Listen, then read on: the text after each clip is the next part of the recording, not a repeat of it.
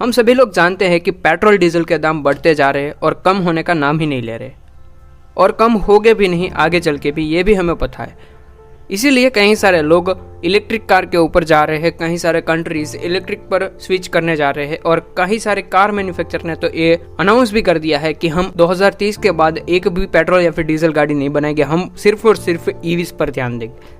लेकिन Indian automobile industry में कुछ अलग ही सीन चल रहा है, क्योंकि इंडियन मार्केट में इलेक्ट्रिक से ज़्यादा कई सारे कार मैन्युफैक्चरर सीएनजी पर ज़्यादा ध्यान दे रहे हैं।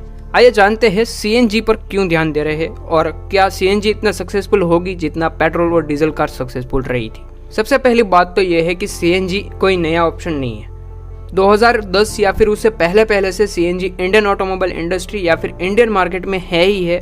अगर आप नई पेट्रोल कार खरीद कर उसमें सीएनजी इंस्टॉल करवाने जाते थे तब उसमें 50,000 का खर्चा लग ही जाता था, और उसमें इतनी अच्छी सेटिंग नहीं बैठती थी कि आपकी गाड़ी पेट्रोल और डीजल में चल रही हो तो आपको फ़र्क पता ना चले। आपको आसानी से फ़र्क पता चल जाता है कि आपकी गाड़ी पेट्रोल में चल रही है या फिर सीएनजी में। ऐसा क्यों होता था? क्योंकि सीएनजी की जो सेटिंग है वो आफ्टर मार्केट वालों को ठीक से नहीं करनी आती थी।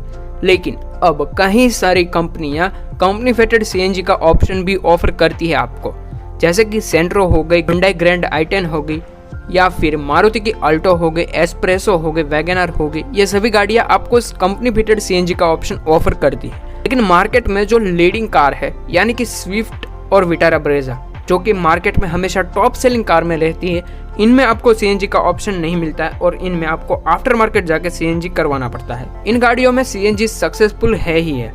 ये गाड़ियाँ 25 से 30 किलोमीटर किलोग्राम का माइलेज आपको निकल कर दे देती है सीएनजी में भी।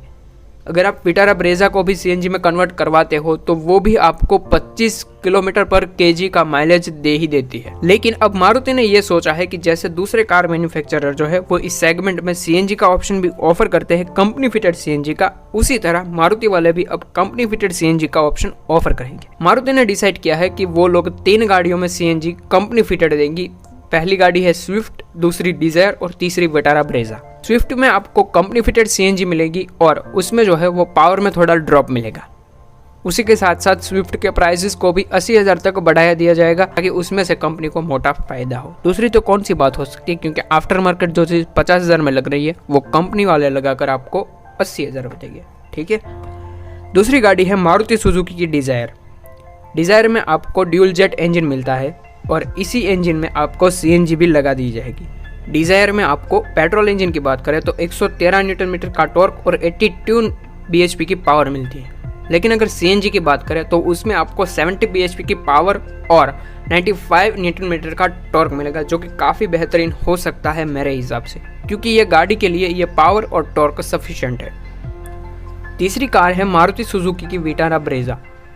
इस कार का अगर आप सेल्स रिपोर्ट उठाकर देख लेंगे तो आपको बहुत ही अच्छे से पता चल जाएगा कि कॉम्पैक्ट एसयूवी के सेगमेंट में ये गाड़ी हमेशा किंग रहती है, यानी कि टॉप सेलिंग कार में ये कार हमेशा आती है। अगर हम पूरे इंडिया में 10 सबसे ज़्यादा बिकने वाली गाड़ियों की लिस्ट भी बनाए ना तो भी उसमें विटारा ब्रेजा टॉप पर रहती है।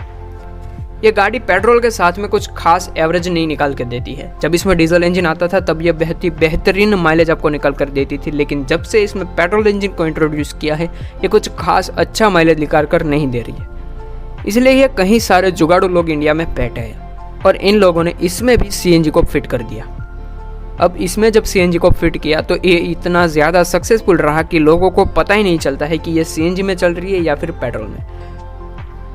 और इसी बात को लेकर अब मारुति सुजुकी भी विटारा ब्रेजा में ऑफिशियली यानी कि कंपनी फिटेड सीएनजी देने का सोच रही है।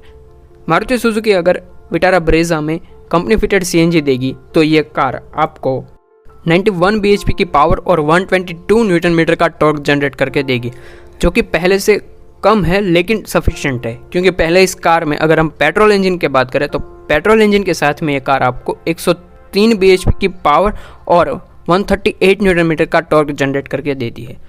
मेरा मानना है कि अगर ये तीनों कार सीएनजी के साथ में भी ऑफर किए जाने लगी तो मैं नहीं मानता कि इसके सेगमेंट में इससे ज़्यादा यूनिट किसी की भी सेल हो पाएगी। आपको ये वीडियो कैसी लगी कमेंट सेक्शन में ज़रूर बताना। मिलते हैं एक नेक्स्ट वीडियो में। Thank you so much for watching.